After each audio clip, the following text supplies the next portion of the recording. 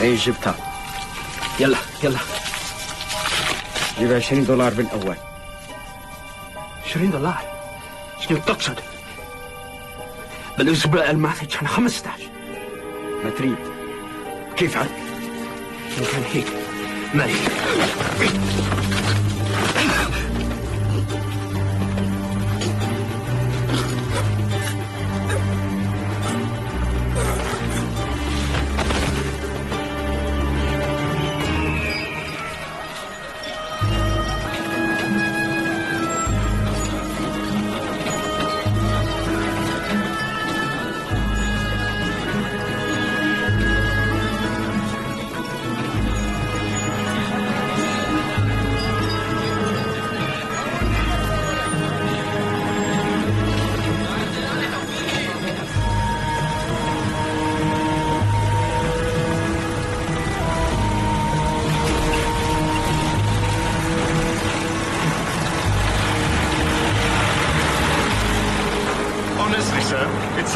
To meet the famous Ηρακλής Πουαρό. Uncle Arthur's told me masses about you, of course. Have you been working on a case in Baghdad? No. It's quite interesting, actually. Poirot got a telegram from an old flame of his saying she was in a spot of bother and could he meet her in Baghdad. Good-looking woman. Said she was a Russian countess. Countess Vera Rossakov. Really? Thank you, Hastings, for explaining that to Monsieur Coleman. We've had a bit of excitement out at Tellurymja, too. While you've been away, Uncle Arthur. Well, I've only been away a day. Well, this morning, we had a dead Arab at the site. Being strangled, apparently. Good Lord. I say, that's Sheila Maitland. Her father's a superintendent in the Baghdad police. He must be up at the dig. He doesn't approve of Sheila coming out here alone. What ho, Sheila? Will you take that machine away, Coleman? Fancy a race? It may have escaped your notice that you're in a car and I'm on a horse. Always good for a laugh, old Sheila.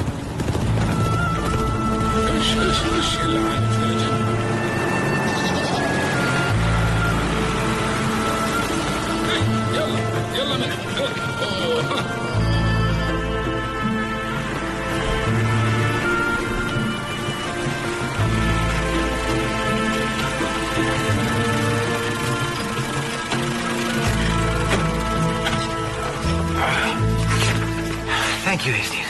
I say, Poirot, was that tactless of me mentioning the Countess? Could you ever be tactless, Hastings? Any news of her yet? No. It's odd, though, isn't it? I mean, she books into the hotel, sends you this telegram, and then when you arrive, she's gone off on some trip. Wait. Hello. Hello. Eric Leidner. Oh. You must be Hercule Poirot, Captain Hastings' famous friend. Oh. It is an honor to meet an archaeologist so distinguished, Dr. Leidner. The honor is entirely mutual. Do be careful. That's Mr. Poirot's luggage. Good afternoon, Superintendent. I say. Ah, there you are, Dr. Leidner. We've had a bit of luck with... I don't think you know Mr. Poirot. Mr. Poirot, this is Superintendent Maitland of the Baghdad Police. How do you do? Superintendent. Right. Now, look here. This fellow got himself strangled on our records. Name of Izzat Baki. Small-time crook. Dealing in stolen goods. Stealing antiquities. Selling drugs. Prostitution. So I want to question all your Arab workmen. I still favor the idea he was buying stolen antiquities from one of them.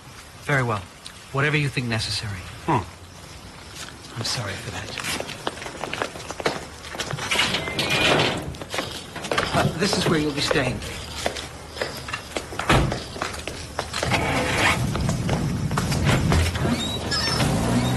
I only hope you'll be happy in our rather primitive accommodation.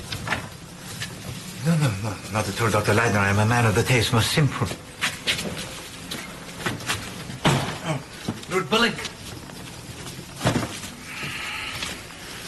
Nasty business, this fellow being killed. Yes. We've had one or two suspicious characters hanging around Tellurymja since we started finding the gold artifacts. You looking for me, Annie? Oh, Dr. Leidner, yes. I was just showing our distinguished guest his room. Mr. Poirot, Miss Johnson, my right hand, you might say. Oh, Dr. Leidner. I'm delighted to meet you, Mademoiselle Johnson. How do you do? I wonder if you could come and cast your eye over the beads I found this morning. Sure. Dinner's at 8, Mr. Poirot.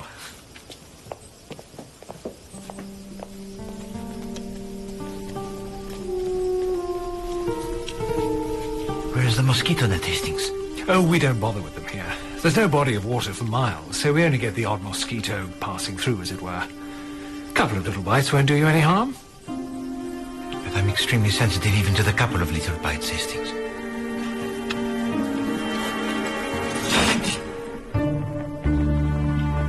Of course, everyone's getting frightfully excited about this stuff that we're finding here. Bill, I was just coming to look for you. Parallel Avenue.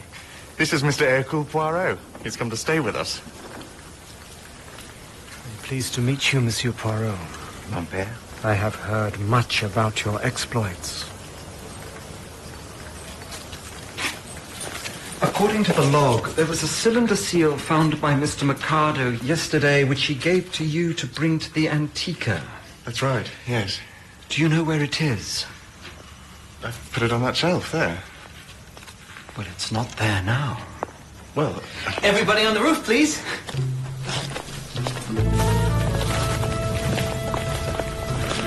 Old Leidner always insists upon a group photograph whenever we have a distinguished visitor. If the back row could move slightly to the left, you're not quite symmetrical. Captain Hastings, move those querns if there's not enough room. Madame Leidner, what is a quern? A millstone. They seem to find more of those than almost anything else. Where's Mr. Mercado? Joseph doesn't like having his photograph taken. Mr. Carey's not here. He's still out at the dig. Now, relax, please, and look towards the camera.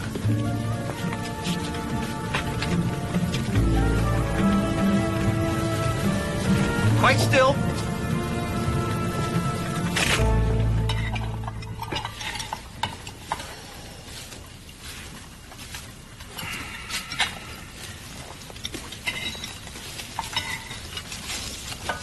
I'm afraid you'll find us a gloomy crowd tonight, Monsieur Poirot. We're very distressed about the poor Arab who was killed. It is a circumstance most unfortunate, Madame Leidner. Was he one of your workmen? It's hard to say. We have so many casual workers. Oh, God. It's all right, Joseph. What's wrong, Mr. Mercado? It's all right. Sorry.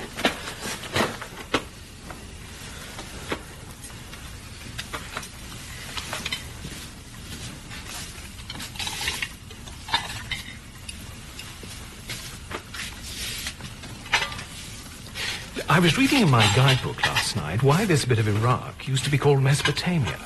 Apparently it's Greek for between two rivers. I mean, you know hippopotamuses.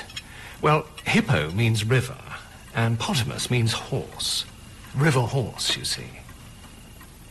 No, it's the other way around, isn't it? Hippo means horse, and potamus means river. Otherwise it would be between two horses. So, as Meso apparently means between, Mesopotamia means between two rivers. The two rivers being the Tigris and that other one. The Euphrates. Yes, between two rivers.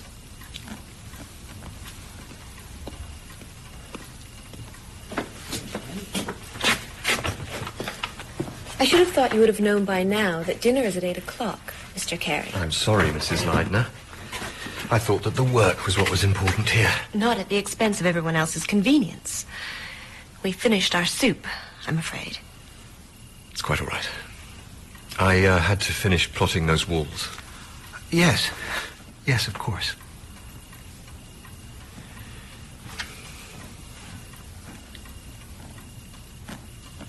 It's been lovely weather again today, hasn't it? Out of the sun, of course. Ah, the fish. The fish from one of those very rivers of yours, eh, Captain Hastings? Oh, isn't that a sturgeon? They call it a hibiari out here. It's absolutely delicious. Arabs do not understand fish. That Father Lavey is a strange cove, isn't he? There is certainly something odd about him. Is he curious? He is a philosopher, an archaeologist, world-renowned. And from his books I had the impression of a man of great enthusiasm, of eloquence, and yet he seems not to have to rub together even the two words. Hastings, perhaps tomorrow afternoon I shall return to Baghdad with the postcard. Poirot, look, I've been married a few years now, and I don't mind telling you I've learned a thing or two about the fair sex. Countess Rosikoff isn't coming back, you know. That is as may be, Hastings. But it has less to do with my decision than the fact that in Baghdad the rooms there are lit by electricity, and the sound it is not so prevalent as to get inside the undervest. I do not know how you have borne it for 2 weeks. Well, family, you know. I told young Bill I'd make it a decent visit. You are a man of great courage. Good night, Hastings. Good night, Poirot. Sleep well.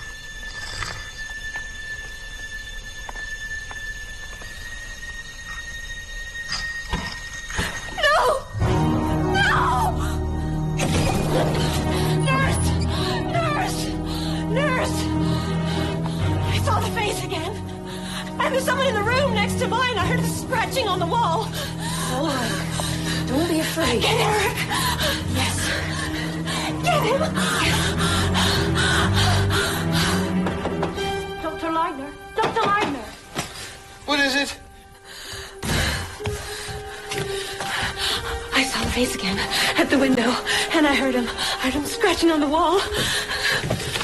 What's the matter?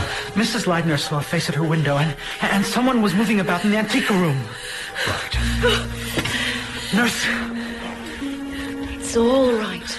Just breathe deeply. That's it.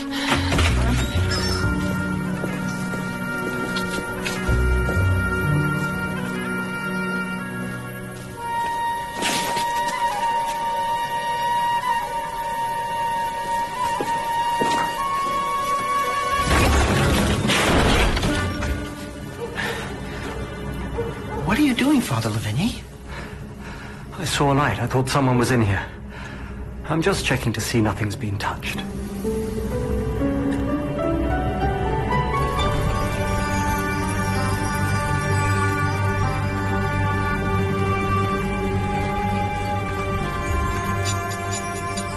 What do you think? Well, it certainly looks like wax. Right here, by the handle. I noticed it when I took his photograph. Could it be candle grease? From 6,000 years ago? I don't think so. Wasn't there some disturbance in here last night? No candles, though.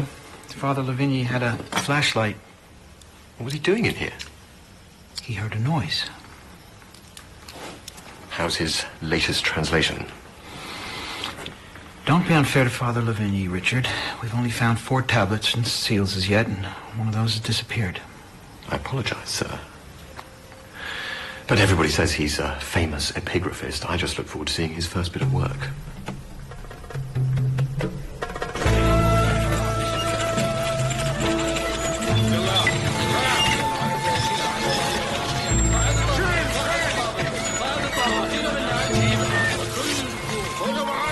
It occurs to me, Dr. Leidner, that your work and the work that I do have much in common.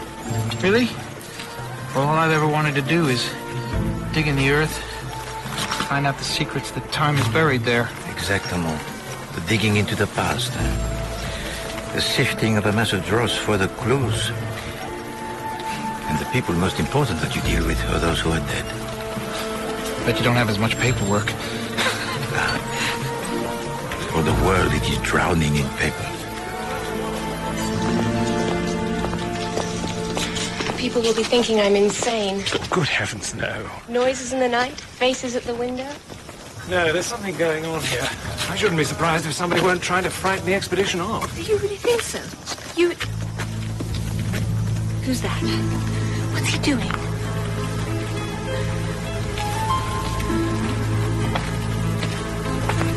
Captain Hastings.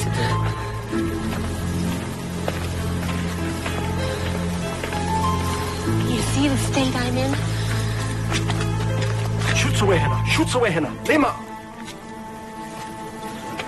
Rookmena, Obade. You know, I'm very ashamed. None of the men on the work can understand me. I was trying my Arabic on that man. He's a townsman, and I wanted to see if I got on any better, but no.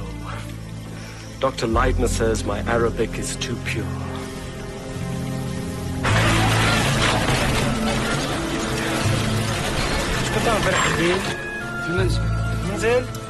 He can go next one.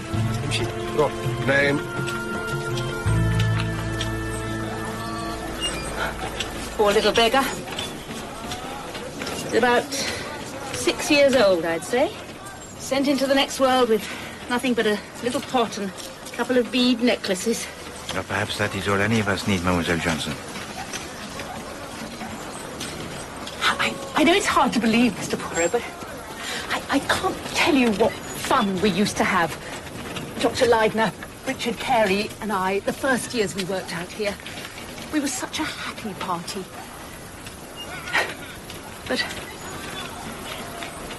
But what, Mademoiselle Johnson?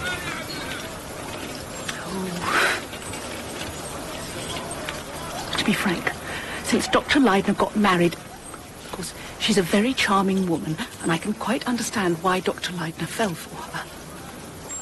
But if she's so nervous about coming to out-of-the-way places that she needs a nurse to hold her hand, she should have stayed in America.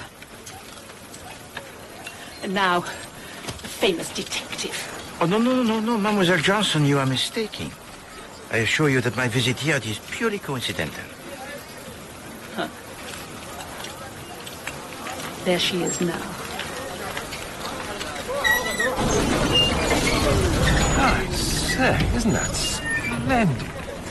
And it's almost undamaged. I find their pottery crude compared to the Egyptians. Oh, no, Mr. Mercado. Unsophisticated, perhaps, but... Oh, my God. Sergeant!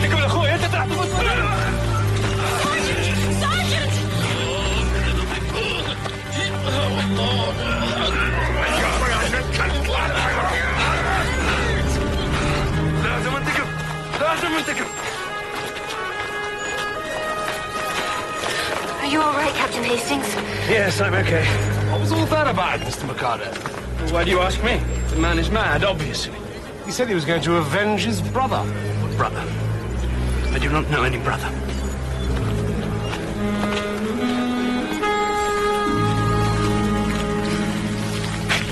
What kind of a place have I come to? For years, I've lived in fear of being murdered. But you can't mean it. I assure you, Captain Hastings, that I do. Murdered by whom, Madame Leidner? When I was a girl of 20, I married a young man in our State Department, Frederick Bosner. I hardly knew him, I suppose. It was one of those foolish wartime marriages. We'd only been married a few days, and he went away. I never saw him again. Frederick was killed in the war, but he was killed in America.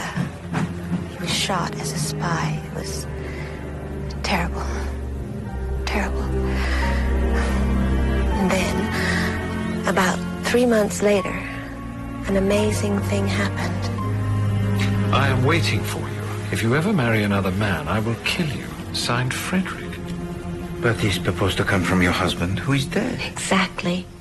I thought I was mad or dreaming. Eventually, I went to my father.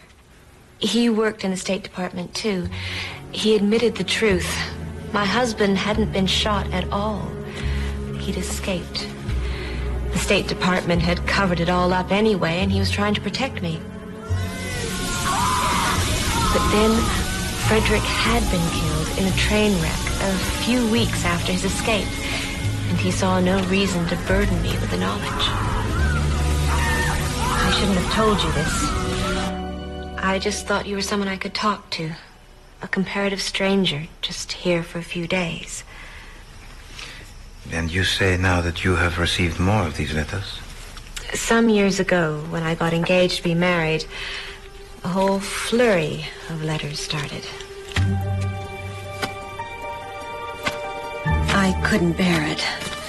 I broke off the engagement. It seemed that every time I became even friendly with another man, I was warned off. And then there was silence for years. I met Eric and we got engaged. Nothing. We married. Nothing. And then, 3 weeks ago, I got this. I have arrived. But if this isn't your former husband, who is it?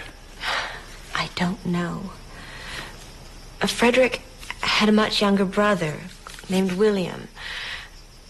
He was an unstable child, but he adored Frederick. Perhaps he feels that any involvement I have with another man is somehow betraying his brother's memory. And this William Bosner, you think that for this he might still be seeking the vengeance? The same night I received that, I saw the face at that window. No! For the first time. No! A dead face.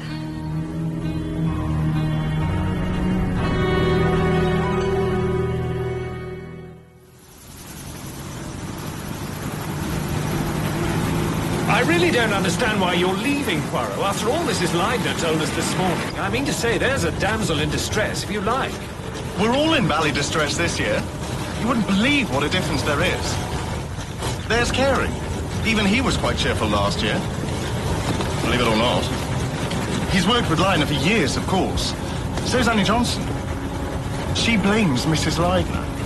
Thinks her presence spoils everything. Is that your opinion, Monsieur Coleman? No. She's just jealous. She used to run round after old Leidner, donning his socks and making him tea in the old days. I suppose she feels a bit inhibited with Mrs. Leidner around. That was a good one. We don't have to get there in 5 minutes, you know. Oh, that's half the fun of this run.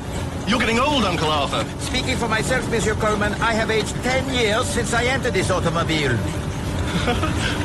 It's none of your damn business how I behave. Of course it's my business. Now you listen to me, Mr. Richard Carey. Oh, there you are, Louise. I thought Miss Johnson might be up here. She's just going out to the dig. Oh, good. I'll try and catch her.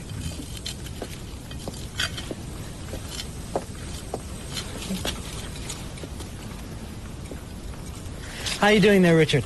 I'll give you a hand.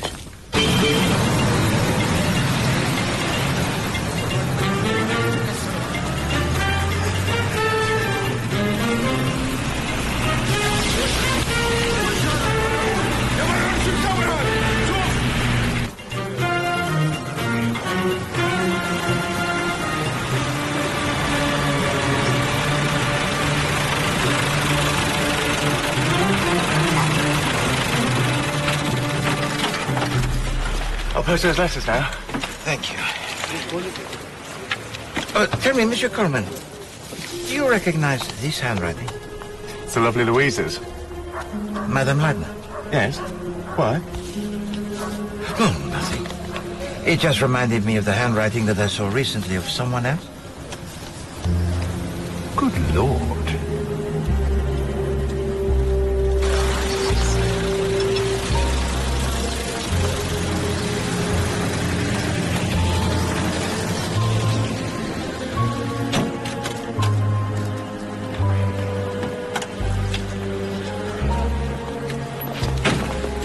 Why would she write threatening letters to herself? Oh, I think that would be an assumption too great to make, Hastings, on the grounds of the similarity of the handwritings. But if it were so, it would not be an occurrence unheard. Pretty ruddy silly, if you ask me. Ah, well, if only people would ask you, Hastings, they would refrain from the ruddy silliness, huh? Good night, Hastings. Good night, Poirot.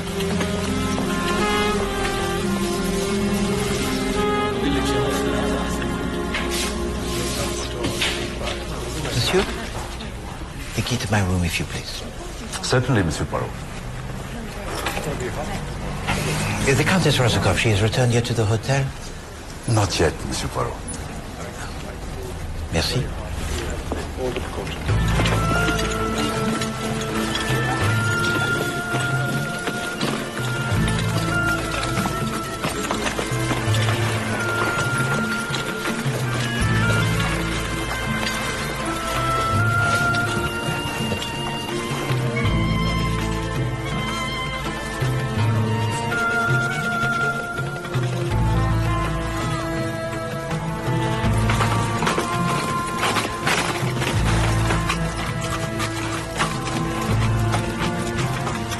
Richard.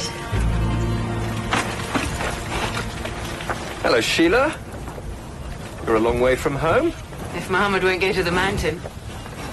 Why are you never coming to Baghdad? There's nothing in Baghdad that interests me particularly. Really? I'm sure we could. Sheila, don't say another word. I am very nearly old enough to be your father. I wasn't saying anything. I don't know what you're talking about. It must be the sun or something. Seems to have gone to your head.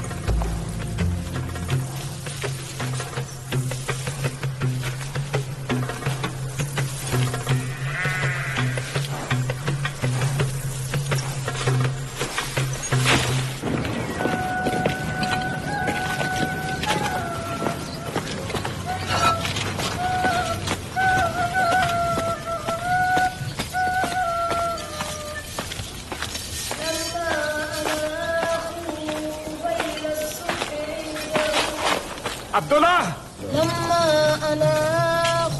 Abdullah! ماذا تفعل هنا؟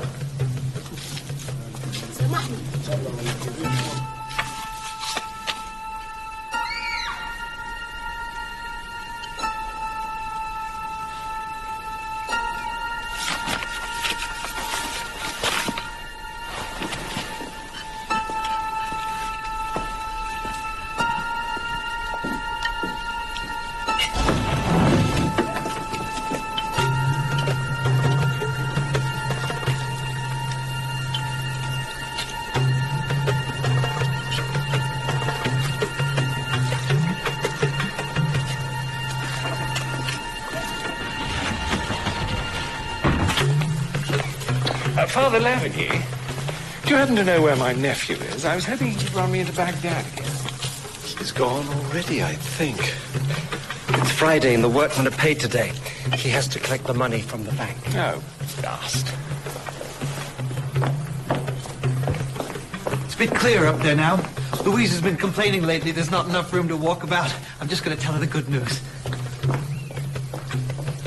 At what time does Bill Coleman usually get back from Baghdad? Oh, I do not know. It is variable. Oh, my God. Louise! Oh, Louise!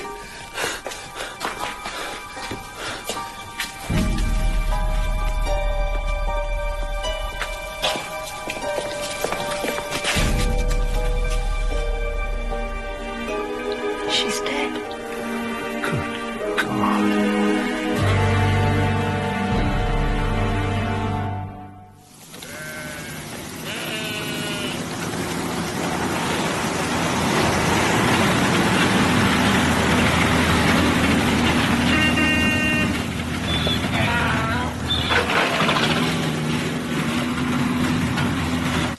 No alcoves, no wardrobes,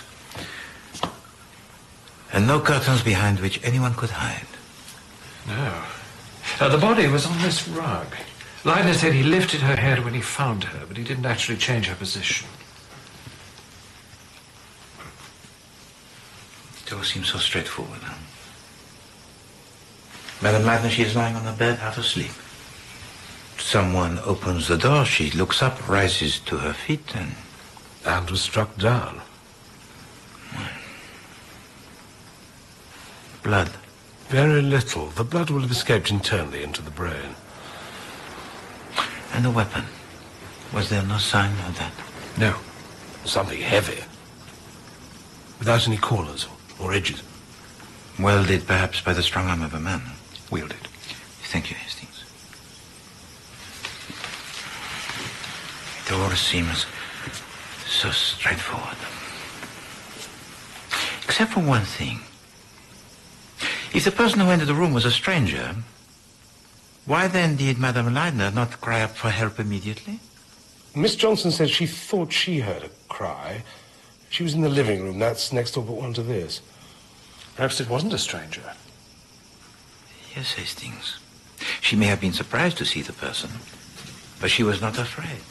I doubt if anyone would hear a cry anyway. The window was closed. It was always closed in the afternoon to keep out the flies.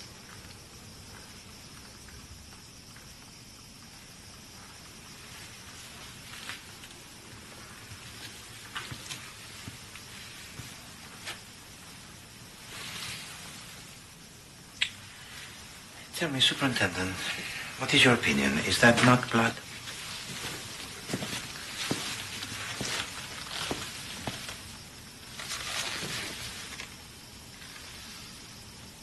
It looks like it.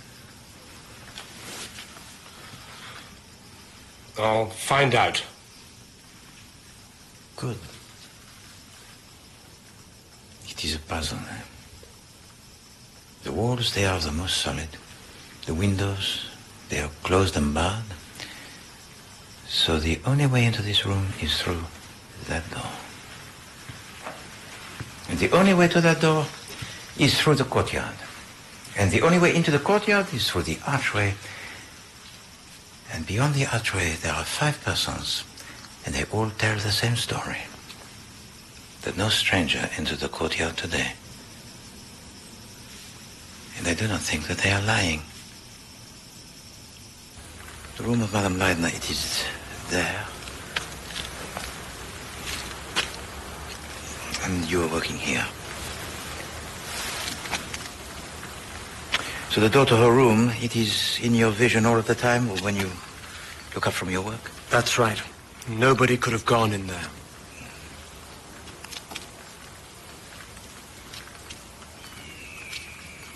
And you were here all of the time? Except when I went up on the roof for a few minutes to see Dr. Leidner. But Abdullah was here then. Ah, yes, Abdullah. And you saw no other person enter this courtyard? After Mrs. Leidner had gone into her room? No. Captain Hastings came in through the gate. Wait, there were a couple of minutes. After I had been on the roof and I came down, Abdullah was not here. He'd crept off to see his Arab friends in the guard tent. And Abdullah, how long had he been absent, do you think? Not more than 3 or 4 minutes.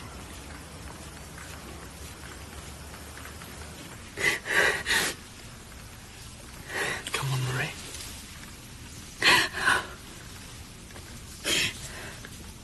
She feels things too deeply.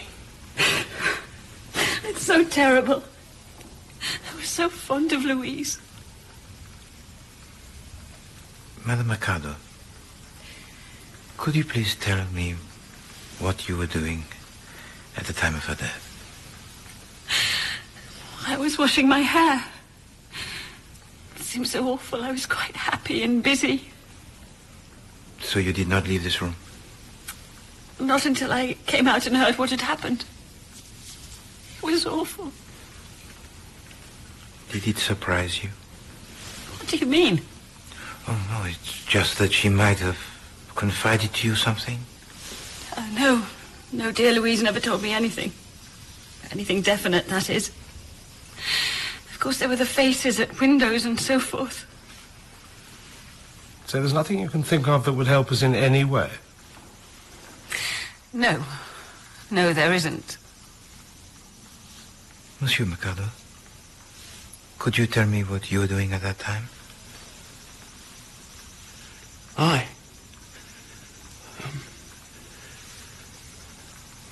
You were in your laboratory, Joseph. Yes, I was. My usual tasks. And at what time did you go there? At 10 minutes to 1. That's right. Did you come out into the courtyard at all? No. It's horrible. I can't. It's horrible. Mustn't give way, Joseph. Well, no way in from here, obviously. The window was shut anyway. Why do you think Mikado was so upset? He's a rum cove, I must say. It is probably, as his wife says, Hastings. He is still shaken by the attack on him the other day by the workman.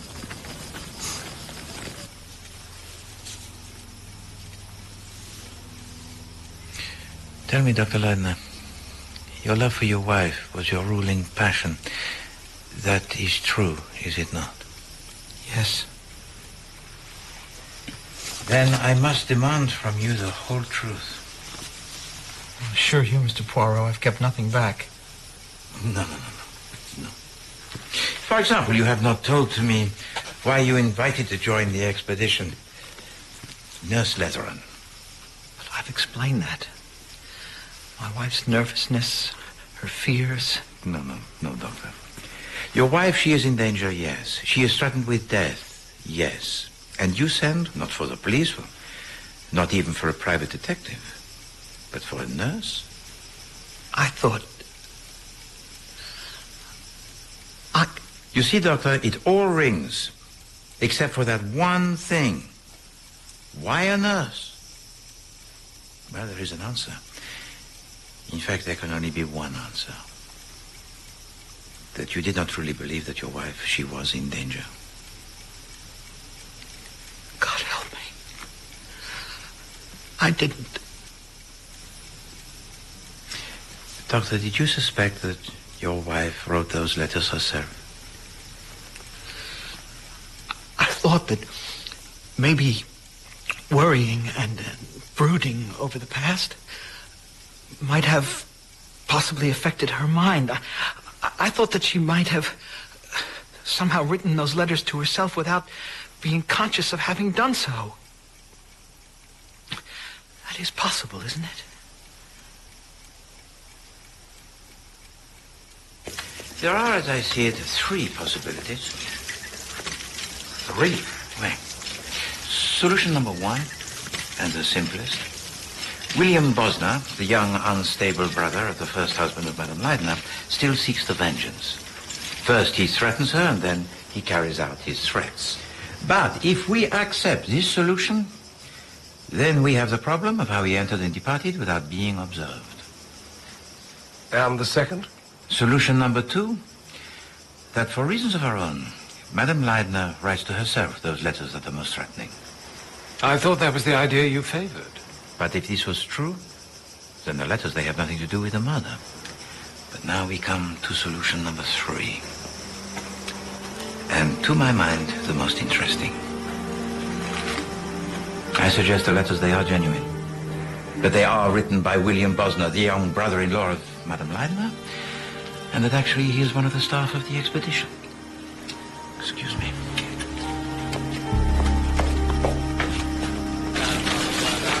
I joined the expedition only about a month ago, from the order of the Père Blanc at Carthage. And before your arrival here, mon père, did you at any time make the acquaintance with Madame Leidner? No. I'd never seen the lady until I met her here. The other day, Captain Hastings saw you talk to a man outside, and yet previously, this very same man, he'd been seen trying to peer in at one of the windows. It looked to me as if he was hanging around the place deliberately. That's what I thought.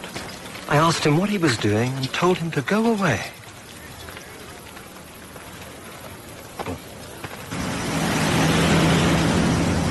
Father Levin is out of the question. He's a well-known man. Anyway, he only joined the expedition last month. I happened to take the telegram from Dr. Leidner asking him to join into Baghdad and send it myself. Dr. Bird had been taken ill. Had to go back to Boston. But you do not appreciate the point of importance, Superintendent. If it is William Bosner who has done this thing, where has he been all these years? He must have taken a different name. He must have built up for himself a career.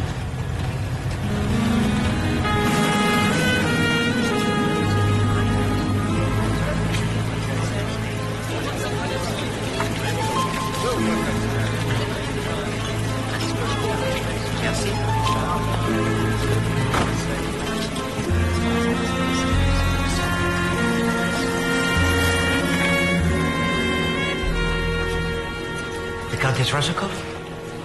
I'm afraid not, Monsieur Poirot. Good night.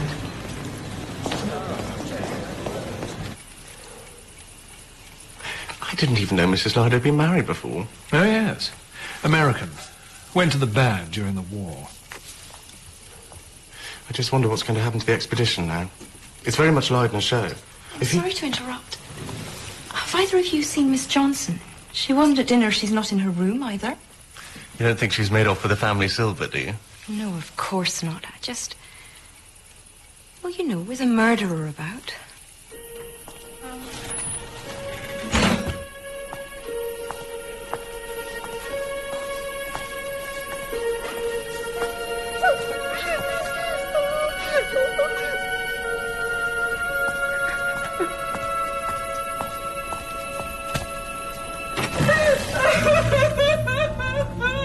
What's all this?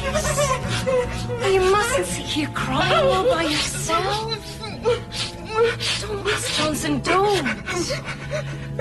Take a hold on yourself. What's upset you, Miss Johnson? It's all so awful. Now, you mustn't start thinking about it again. What's happened has happened and can't be mended. There's no use fretting, you know. No. Oh, you're right, nurse. I'm making a fool of myself. It all came over me suddenly. Yes. Yes, I know. A good night's sleep is what you need. Yes. Thank you, nurse. You're a nice, kind, sensible woman. Oh, it's not often I make such a fool of myself.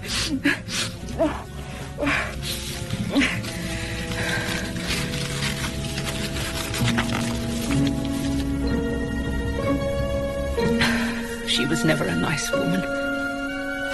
Not to me.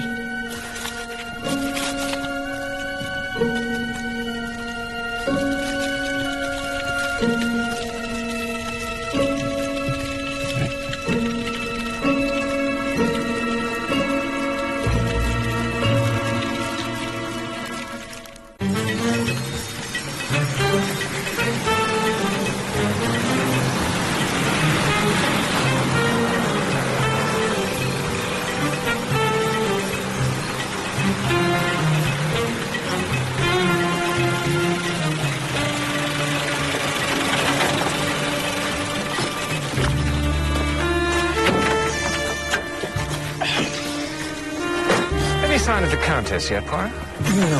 No. And to tell you the truth, Hastings, I begin to fear for her safety.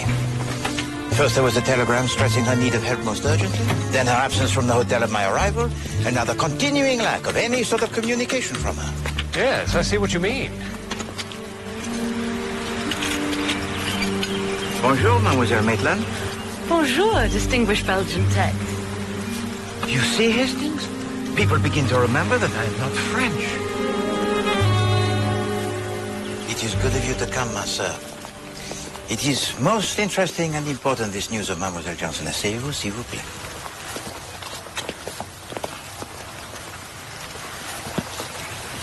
Mademoiselle. She must have murdered Mrs. Leidner.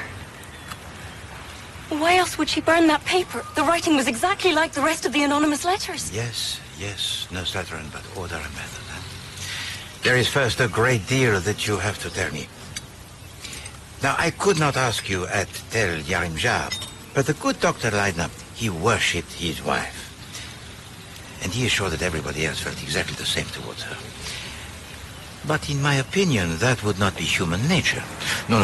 It is necessary for us to discuss Madame Leidner with, how do you say, the gloves removed. Eh? So, who was there on the expedition who did not like Madame Leidner? Oh. Well, it's only my opinion. Naturellement. Well, in my opinion, little Mrs. Mercado really hated her. Ah. And Monsieur Mercado? Well, he was a bit soft on her, if anything. Mrs. Leidner had a nice, kind way of being interested in people. It rather went to Mr. Mercado's head, I fancy. Mrs. Mercado wouldn't have been too pleased about that. I've seen her look at Mrs. Leidner as though she'd like to kill her.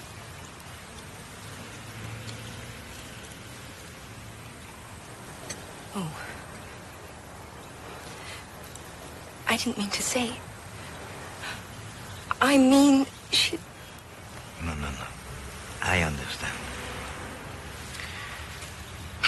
What about Monsieur Carey? Well, he was always very stiff with her. And her with him.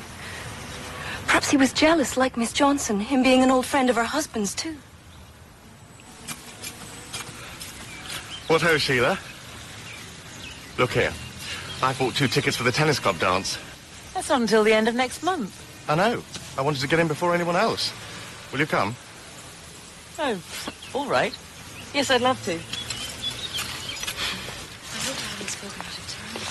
What is your opinion of the younger men, Hastings?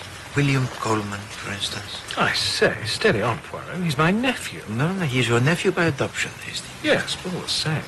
How old was he when he was adopted by your sister and her husband? Oh, 8 or 9. His parents died shortly after the war. They were some sort of distant cousins of Harry Coleman. And where was that, Hastings? In America, actually. Bill had the most peculiar American accent when... I say... No. You know where we must consider every possibility, Hastings. Good Lord.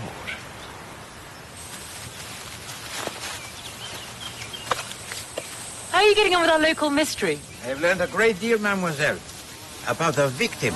And very often the victim, it is the clue to the mystery. It's rather clever of you, Mr. Poirot. Merci, mademoiselle. It's certainly true that if ever a woman deserved to be murdered, Mrs. Leidner was that woman. Miss Maitland. Nurse Letheran, I'm afraid, was quite taken in by her, as many other people were. What Sheila telling you, Monsieur Poirot? Take it with a pinch of salt.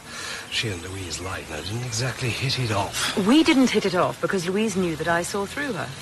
In fact, I wouldn't have much objected to putting her out of the way myself. Then, for the time of death of Madame Leidner, mademoiselle, I hope you have a good alibi. Alibi? I was playing tennis at the club. You can ask anybody. I was always taught you don't speak ill of the dead. Oh, that's stupid. The truth's always the truth. Louise Leidner was the sort of woman who wanted to break things up, just for fun, for the sense of power. And she was the kind of woman who had to get a hold of every male creature within reach. Have you told them about Richard Carey? About Mr. Carey? Well, I've mentioned that they didn't hit it off very well. Didn't hit it off very well, you idiot. He's head over heels in love with her.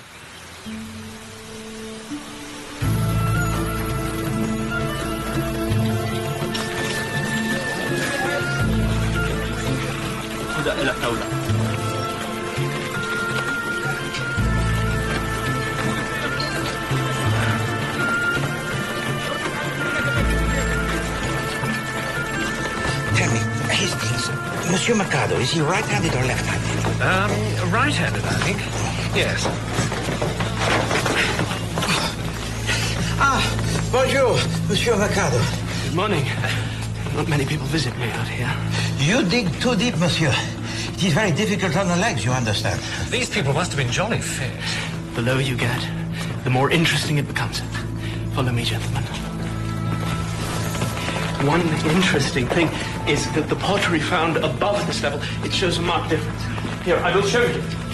If you look at this piece... Something stung me. A scorpion, perhaps. Vite! Voila. I knew I felt something. But it is not a scorpion, though. Or it would be already swollen. But one cannot be too careful, Monsieur Mercado?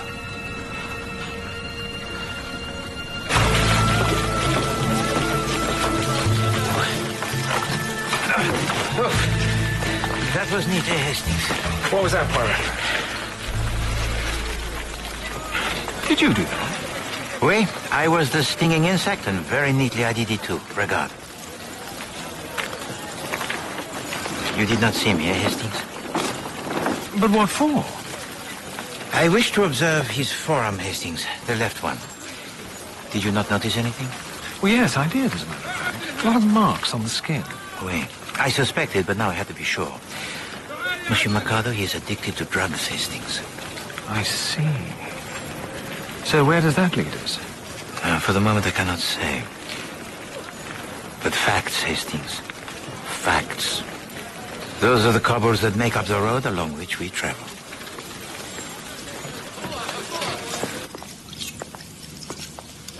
Poirot wants to see if Miss Johnson could really have heard Mrs. Leidner call out when she was murdered, you see. So if you can go in Mrs. Leidner's room and just give a little cry, I'll go in the living room and see if I hear anything. All right. Oh, not a big scream. I mean, not madly terrifying. Just a little cry as if you stubbed your toe or something. Yes, I see.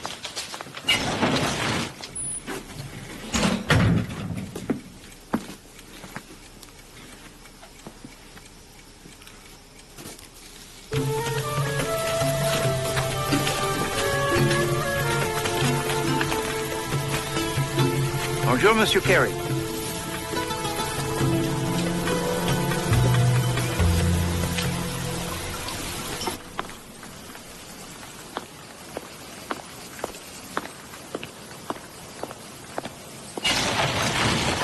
Ready when you are? Well, I've done it. Oh. Well, I didn't hear anything. Perhaps you should try it again, a bit louder. I'm hardly the right person to help you. Mrs. Leidner and I didn't get on particularly well. I suppose I was a bit resentful of her influence over Leidner. We were polite to each other, but not intimate. Explained most admirably, Monsieur Carey. But there are stories going about, and one listens to these stories and perhaps... What stories? Oh, the usual sort of story. About you and Madame Leidner. What foul minds people have. Vraiment.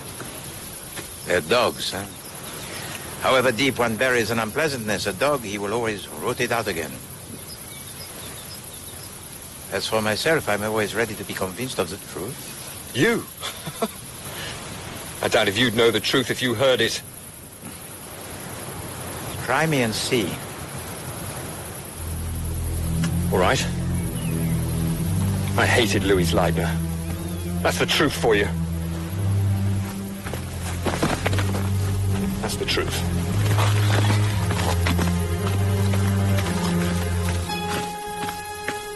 We tried it several times, getting louder and louder. Even when Nurse Leathern screamed quite loudly. You couldn't hear it in the living room. These mud brick walls are damn thick, you know. Good, Hastings, good. The only way we heard it was when we tried it with the window open. For the window to the room of Madame Leidner? Yes. Oh, that is very interesting, Hastings. Even illuminating.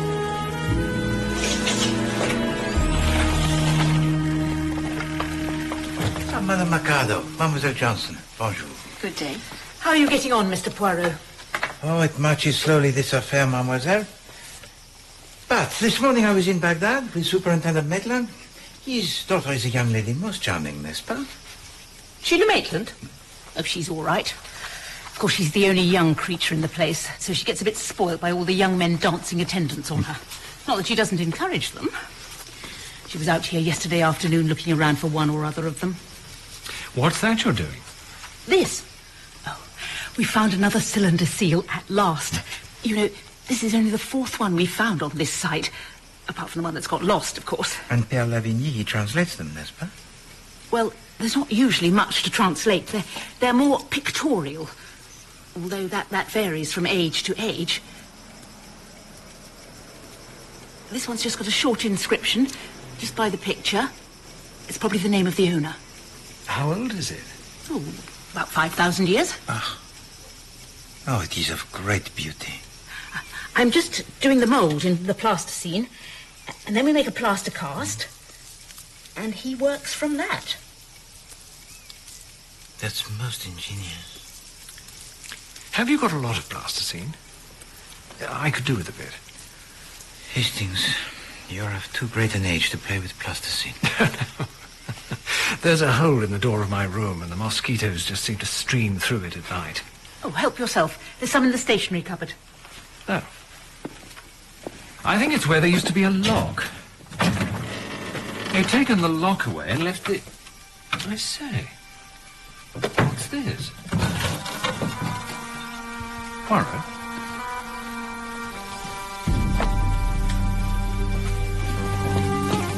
Some sort of mask. How extraordinary. How did that get in there?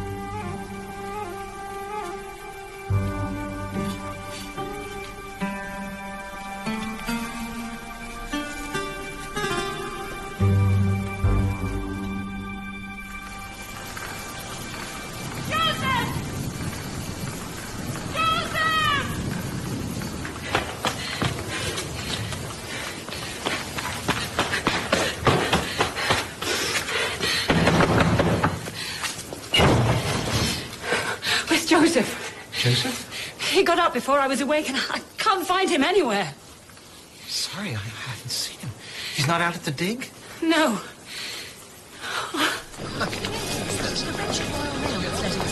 I know. Well,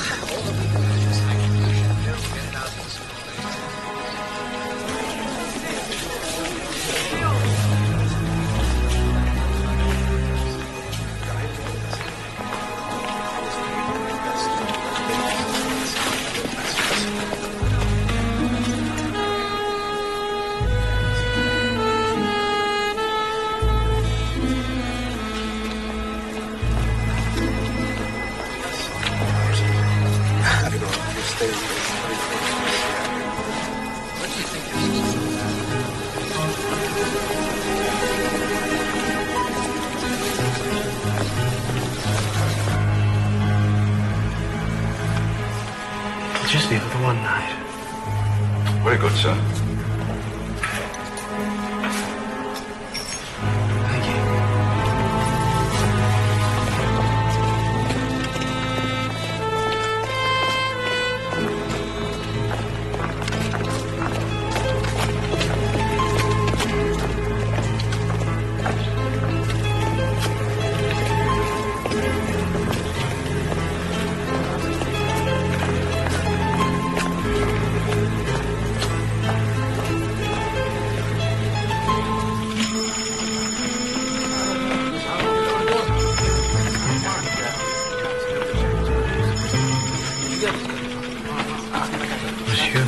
I would like to send these telegrams, this to Tunisia, and these 3 to the United States of America.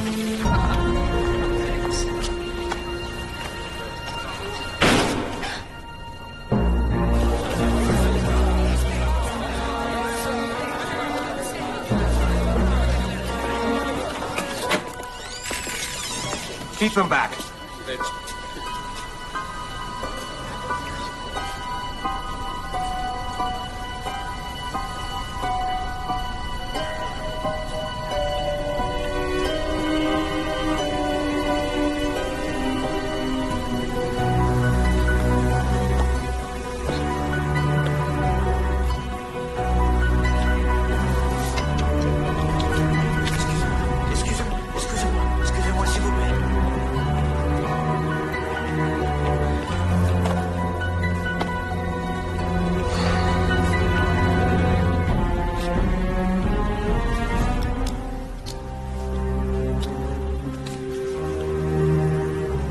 Now that this foul drug has led me to murder, I can no longer live with myself. Marie would be better off without me.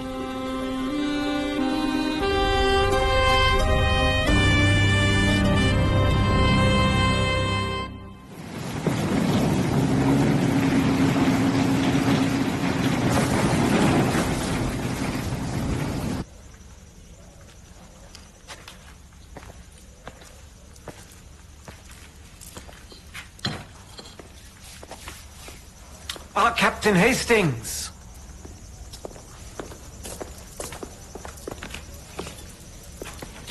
Is there any news of the man who was hanging around outside? The man I spoke to? I don't think so.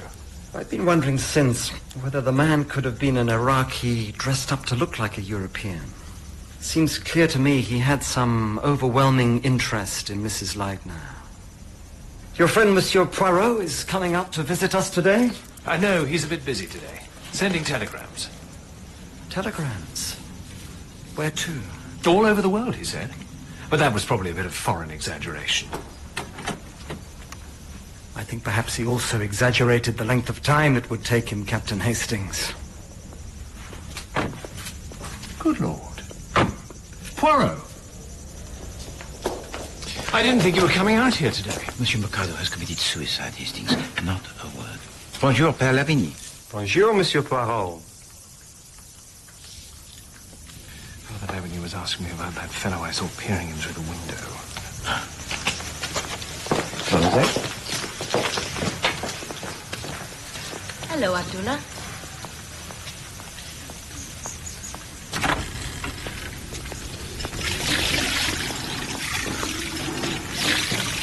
Nurse, you better come with me. So, in answer to your question, mon père, no. The man is probably of no significance anyway. Ah, it's so beautiful cup.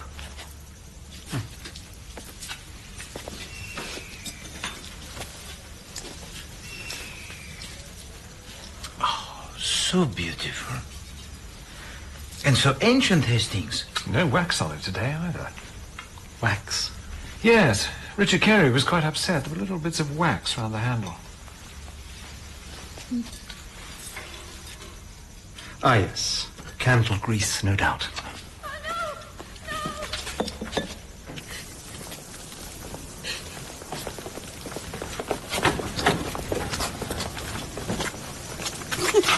Do you need me to go with you? It's all right. Does that mean Mercado killed the Arab? No. But the Arab was well known to the police, Hastings, as a dealer in drugs. Do you think he killed Mrs. Leidner, too? She may have known of the addiction of Monsieur Mercado. And perhaps it would have suited the temperament of Madame Leidner to feel that she knew a secret which she could reveal at any minute, with the effects most disastrous, huh? So, for Monsieur Mercado, certainement, he would have had a motive.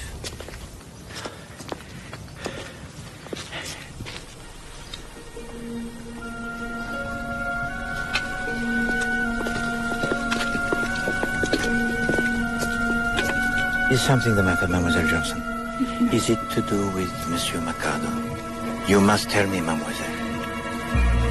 I've just seen something. And what is it that you have seen? It is important that you tell me, Mademoiselle.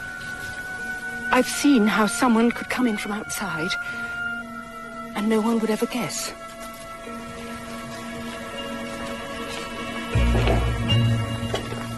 How? You must explain to us, Mademoiselle. I've got to think it out first.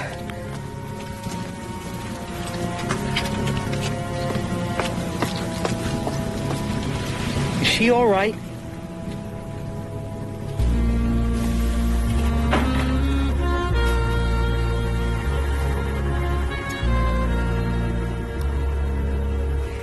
Hastings, I think I shall rest here for the night. Good man. Why run after her? Show your independence. As an old married man, I don't mind telling you, Poirot. Hastings, is it not true that your wife requested that you should leave? Well, that's true, but... And that she requested that you should leave not only your home, but the continent in which it is situated? Yes, but just for a holiday. She felt she needed a bit of a break.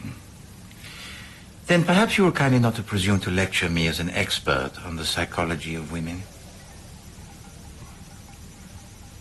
I would never have thought it of Joe Mercado. I never suspected a thing. Bien, Dr. Leidner, an addict is always adept to the extreme in concealing his addiction. So where does this put your investigation now, Mr. Poirot? I do not know that it adds to it, nor that it takes away from it, Monsieur Corman. But this investigation, it marches more slowly than I had expected. But it marches. Only I hope that it holds for us no more surprises. I'm into that. Entrez. I brought you a pair of pajamas, Poirot, and a razor. Oh, that is so good of you, mon ami. Thank you very much. You sure you're going to be all right in here, Poirot? Yes, of course I shall be all right, Hastings. I wouldn't want to sleep in here, I don't mind telling you. Hastings, what is done is done. The room, it is entirely neutral. There are no resonances that are ghostly of the death of Madame Leidner. And perhaps there is something that I may learn. Yes, all the same. Good night, Hastings. What? Oh, good night, Poirot.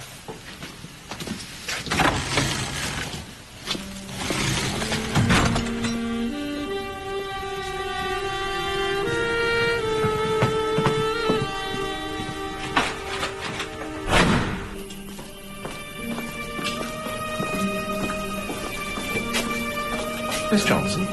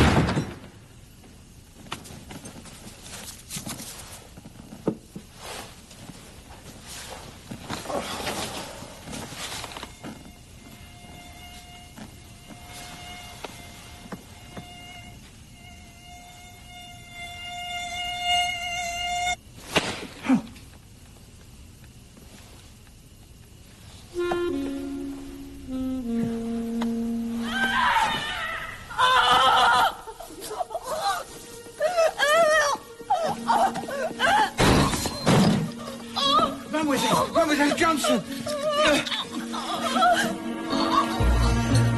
Mademoiselle Johnson! Let me.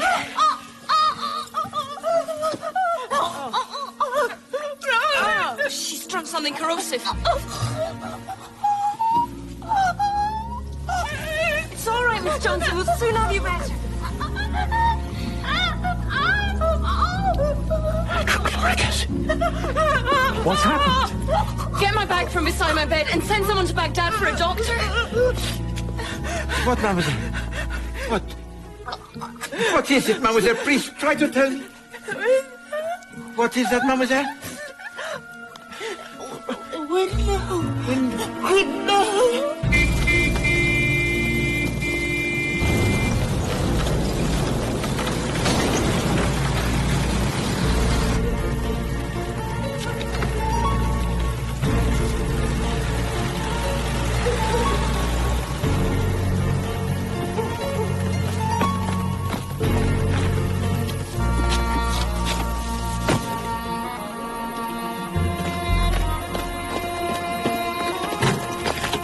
Belgian detective poking his nose in. Much good may it do him. We can be across the border by dawn.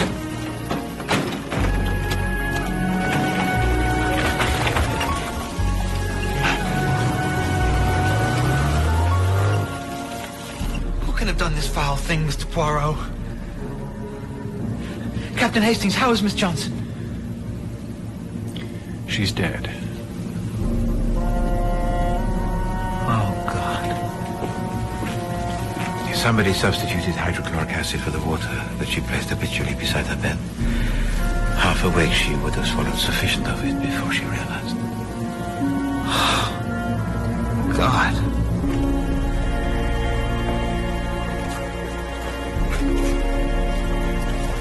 Poor Annie.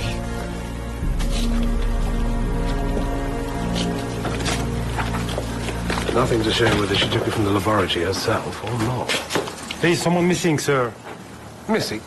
The French priest. Know anything about this?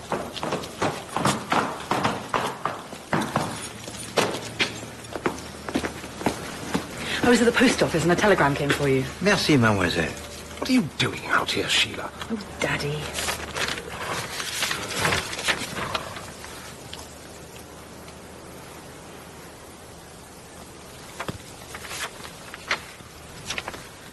It's in French. It tells me that Père Lavigny has not left his monastery in Carthage for the last 6 months. I don't understand. Dr. Leidner, I regret to have to inform you that the cup of gold in the Antico room and the ornaments made of the hair of gold and several other artifacts are Electrotype's most clever. Forgeries? That's impossible. Did you know Père Lavigny by sight before he arrived? Not by sight, no. Good God. But on the illness most sudden of Dr. Bird, you sent a telegram to Carthage, did you not? Asking Père Lavigny to replace him? Then to intercept a telegram could be easier. Superintendent Maitland, I conjecture that he would be wise to alert the border posts to watch out for him traveling with another. Got that, Sergeant Zibari? Get on the radio to Baghdad. Yes, sir. Why do they have to kill Miss Johnson? What has she got to do with it? Nothing at all, Superintendent. She was trying to say something before she died, wasn't she, Mr. Poirot? Well, I thought she was trying to say the word window. Was the window open? Yes. She always kept it open. I wondered if someone had changed the drinking water that way. Nurse Letheran, if she had observed the mysterious hand enter in through the window and exchange the jug, scarcely would she have swallowed the contents of the glass without a hesitation considerable. And why was she talking about the window? Are we sure that's Superintendent Maitland, sir.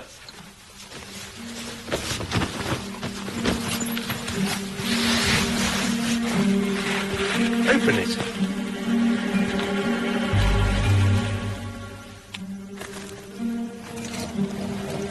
Look, if that isn't blood, I don't know what it is.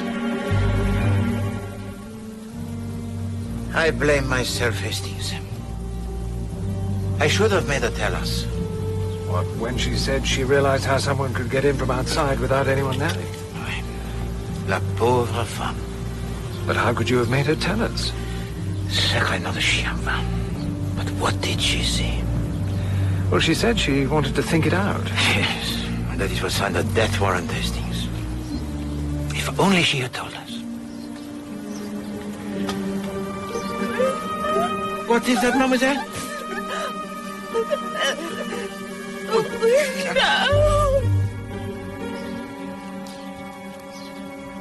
Oh, Hastings.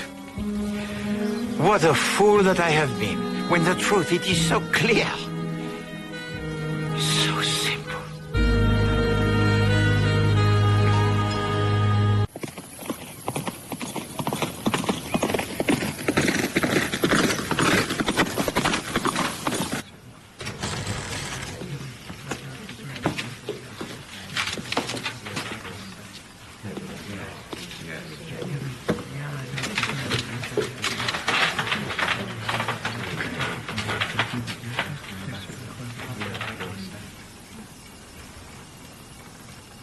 I have said several times in the course of this investigation that this case revolved around the personality of Madame Leidner. Now, it became quite clear to me that Madame Leidner was a woman endowed by nature not only with beauty, but with a kind of magic that was calamitous, that can sometimes accompany beauty. And such women can often bring disaster. Sometimes on others, and sometimes on themselves. Madame Leidner was very young when she first married a Monsieur Frederick Bosner. But she was widowed most tragically very soon after the wedding. It was at this time that she began to receive letters that were anonymous and most threatening, but which she suspected as coming from William Bosner, the young brother of her late husband. Over the years, every time she becomes involved romantically with a man, a letter most threatening and anonymous, it would arrive, and the affair, it comes to nothing. But then there appears on the scene Dr. Leidner, and no such letter arrives. They fall in love, they become engaged, and still no letter. Suddenly, nothing stands in the way of Madame Bosner becoming Madame Leidner. Why? And why then did such a letter arrive after the wedding with Dr. Leidner, when she arrived here? Well, this is history, Poirot. Oui, d'accord, mon ami, but history of the importance extreme. But now, Superintendent, I will come to the present, and a consideration most particular of the entourage of Madame Leidner. On the face of it, any one of them may have committed a murder. Well, look here, that's absolute rot. No, Monsieur Coleman, it is not the rot.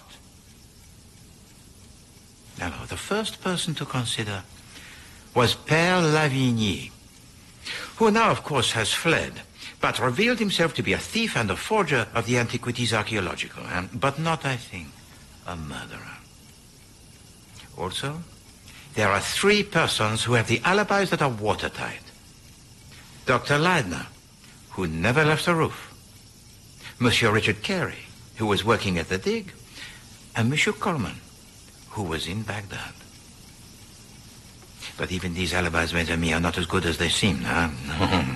Oh, except that of Dr. Leidner. There is no doubt that Dr. Leidner was on the roof all of the time and only descended long after the murder it had happened. But now it is necessary for us to pause for a moment to consider Mademoiselle Maitland. Mademoiselle Maitland was very open with me concerning her feelings for Madame Leidner. We didn't hit it off because Louise knew that I saw through her. In fact, I wouldn't have much objected to putting her out of the way myself. Then, for the time of death of Madame Leidner, Mademoiselle, I hope you have the good alibi. Alibi? I was playing tennis at the club. You can ask anybody. But was that true? Of course, she's the only young creature in the place, so she gets a bit spoilt by all the young men dancing attendance on her. Not that she doesn't encourage them. She was out here yesterday afternoon looking around for one or other of them. I heard something very different in a conversation most casual that I had with Mademoiselle Johnson. All right. I rode out to the dig after lunch. Then why did you not say so, Mademoiselle, when I asked you? I couldn't. Daddy doesn't like me coming out here by myself. But it's so boring in Baghdad. You don't know what it's like. But you do admit that you did not like Madame Leidner. I don't like a lot of people, but I don't go round murdering them. I just rode out here because I wanted someone to talk to. I wasn't far from the expedition house when I saw the expedition car drawn up in a wadi. I thought it was rather queer. Then I saw Mr. Coleman. Did you speak with Monsieur Coleman? No. Why not? He was looking very furtive. It gave me an unpleasant feeling. I know it looks a bit fishy, but I've got a perfectly good explanation. Mr. Mikado had given me a jolly fine cylinder seal to take back to the Antica. I put it in my jacket pocket, went for a walk, and forgot all about it. The next day I discovered it had gone. I must have dropped it when I took my jacket off as I was walking along that wadi. I rushed all my business in Baghdad and spent an hour searching for it. And so, the behavior of Monsieur William Coleman on the day of the murder was indeed certainly suspicious. But I do not think that Monsieur Coleman, as Monsieur Coleman, has the temperament of a murderer. No. But there is nothing yet to veto the idea that his personality, which is most cheery, might conceal the hidden one of Monsieur William Bosner. Why all of you listen to this chap beats me.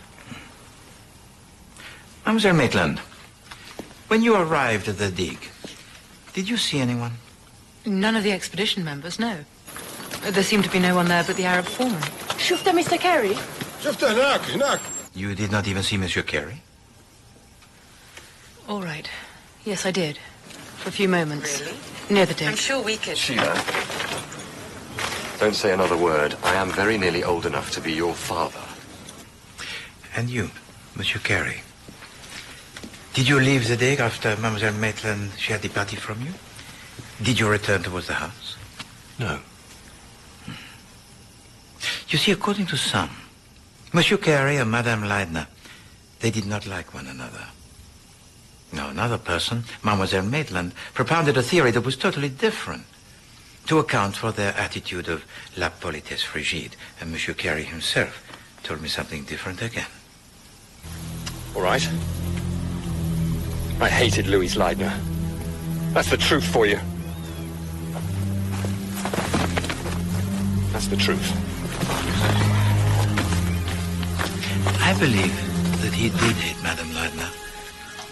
But why did he hate her? He was, to begin with, devoted to his friend and employer, Dr. Leidner, and quite indifferent to his wife. But that did not suit the temperament of Madame Leidner. No. So she set herself out to trap him. And then there occurred something, I believe, that was totally unforeseen. She fell in love with him. And he was not able to resist her.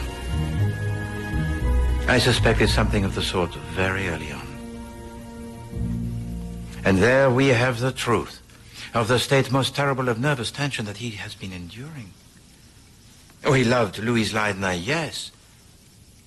But also he hated her for undermining his loyalty to his friend. Are you accusing me of murder, Monsieur Poirot? You think I'd kill Louise, you fool? No. Merely I am taking you all on a journey towards the truth. And I have established one fact, that every single member of the expedition could have committed the murder, including Nurse Leatheran. I was a stranger. I'd only been here a few weeks. Eh bien, ma sœur, was not that just what Madame Leidner was afraid of, a stranger from the outside? And as a hospital nurse, you could have easily killed Madame Leidner and Mademoiselle Johnson. But I do not think that you are William Bosner. No. Of course, there are many men who can impersonate the women most successfully, but no. It is my belief that Nurse Leatheran is exactly what she says she is. A hospital nurse of the most competent. Oh, thank you for nothing. All along, it had been in the back of my mind that one of the members of the expedition might have some knowledge that they had kept back. Knowledge that would incriminate the murderer. If so, this person would be in danger. And in this I was proved correct most tragically by the death of Mademoiselle Johnson. 2 nights ago, when Nurse Leatheran discovered Mademoiselle Johnson in tears. Give that to me. The scrap of paper that was discovered by Nurse Leatheran was burned by Mademoiselle Johnson. It is my belief that before Nurse Leatheran entered the room, Mademoiselle Johnson had been tidying up some papers. She must have come across a draft that was unfinished of one of those letters that were anonymous. And the handwriting, it is constructed most carefully to resemble that of Madame Leidner. And the killer has been careless to leave it. But now the identity of this killer is known to Mademoiselle Johnson. She cannot understand it. It upsets her badly. Then on the evening of her death, Captain Hastings and myself discovered Mademoiselle Johnson on the roof in a state of horror most incredulous. I've seen how someone could come in from outside, and no one would ever guess. I realized that Mademoiselle Johnson deliberately looked in the opposite direction and, in order to throw us off the scent, said the very first thing that came into her mind. But the murderer had been observing her closely and realizes that she knows the truth. So now she has to die. And that night she does so. But not before she tried to help me. Window. However, the only words she could manage to articulate were the window. The window. Mademoiselle Johnson was trying to tell me what she had realized on the roof that day. How the murder of Madame Ladner, it had been committed. Eh bien, first of all, you must all realize one thing.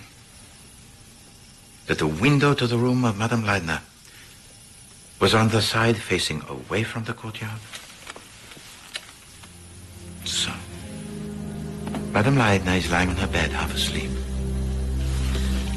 The mask which has been used already to frighten her in the nighttime begins to tap on the window. But now she recognizes it for what it is. A thing of plaster and ink hanging on a string. She is not frightened. No. She opens the window and turns her face upwards to see who is playing on her the trick. Before the quern of stones smashes down on her head, does Madame Ladner see, I wonder, the face of her murderer? Her scream, it is heard by Mademoiselle Johnson, who is reading in the living room, but heard only because at this moment the window to the room of Madame Ladner is open, as was proved by the experiment most successful of Captain Hastings. The deed accomplished, the murderer pulls up again the quern by the rope that is attached to it. Have I not said all along that this was a crime passionnel? Alors, Monsieur Frederick Bosner, the first husband of Louise Ladner, loved her with a passion that only a woman of her kind could evoke. But I had dismissed totally from my mind that Monsieur Frederick Bosner could be a suspect in this case because Monsieur Frederick Bosner, he was dead. Had been dead for nearly 20 years. Or had he? Well, certainly he is sentenced to death. But he escapes. But then, of course, there is the railway accident. No, now, surely he is dead. But suppose he was still not dead. Suppose he manages to emerge from the wreck with a new identity. The identity of a young man who was so disfigured in this railway accident that he is buried as Monsieur Frederick Bosner, and Monsieur Frederick Bosner will be forgotten, n'est-ce pas?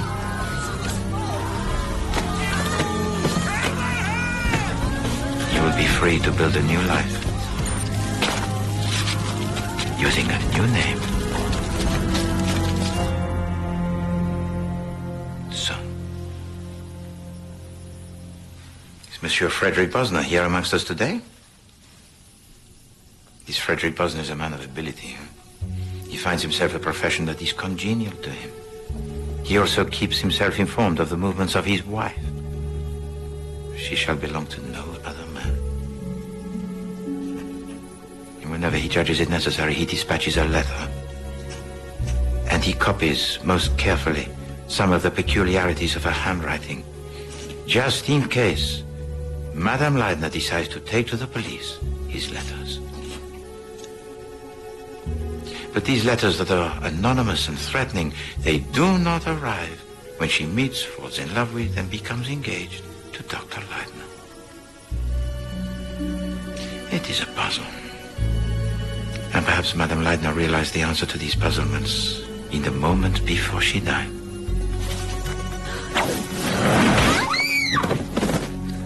Certainly that is what Mademoiselle Johnson had realized. How the murder, it had been committed from the roof. But what Mademoiselle Johnson could not have realized, as Madame Ladner had done, was that not only was the murderer Dr. Ladner, whom she adored, but that Dr. Leidner was indeed Monsieur Frederick Bosner. He has to wait 15 years before the ravages of time to his face and to the memory of Madame Leidner obliterates the old Frederick Bosner. They meet and all goes well. They marry and all goes well. Until into the life of Madame Leidner there appears Monsieur Richard Carey. And that seals her fate.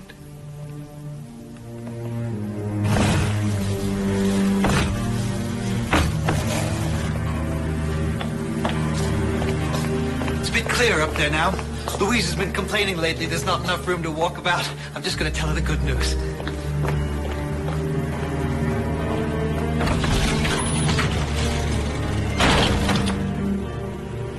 He hurries to the window, closes it and fastens it. He picks up and transports the body of his wife to a point between the bed and the door. He then notices a slight stain on the rug by the window, so he places this rug in front of the washstand and the rug in front of the washstand by the window. If this stain it is noticed, it will be connected with the washstand. There must be no suggestion that the window played any part in the murder.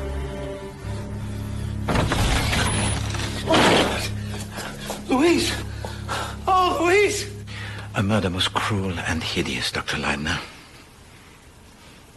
And not content with that, you tried to incriminate Mademoiselle Johnson, who was good and loyal to you, who was in love with you, by planting in her room the very quern with which you had killed your wife.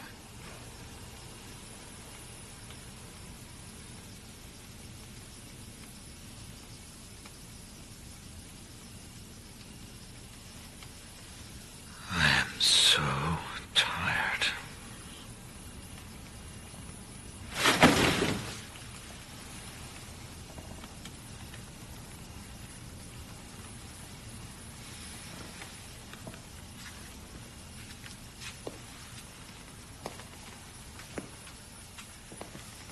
I'm sorry about Aunt Johnson. That was bad. Senseless. It wasn't me. It was fear on my part. You'd have made a good archaeologist, Mr. Poirot. You have the gift of recreating the past. I loved Louise. And I killed her. But you shan't have her, Carrie. You betrayed me. You betrayed both of us. Oh, if you'd known Louise, you'd have understood.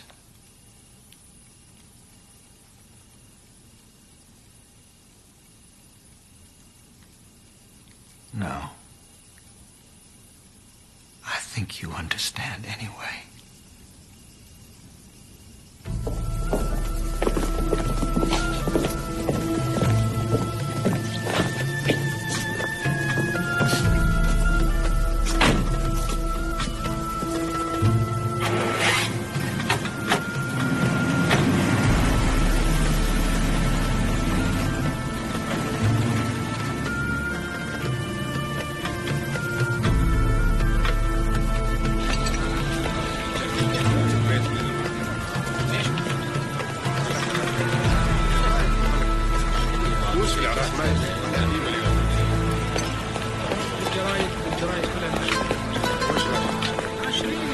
What are you doing here, Hastings? I'm enjoying my last few moments in Baghdad. And in 43 minutes, the last train for 1 week, it leaves for Istanbul. Well, it's only 10 minutes to the station, and the cab's round the corner with my luggage in it. How much desire?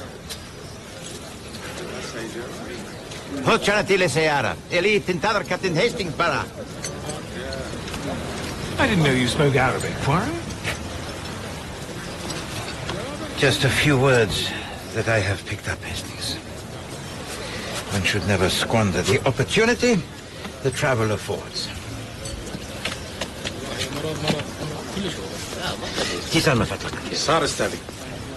Monsieur Poirot, I have found you.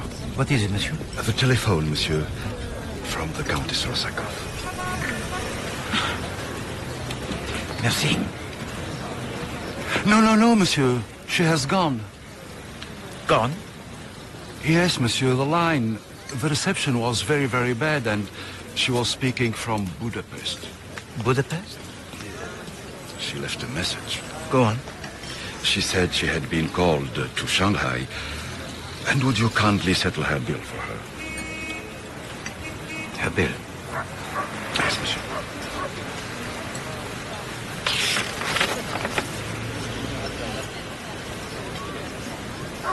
She said she would settle up the next time she saw you.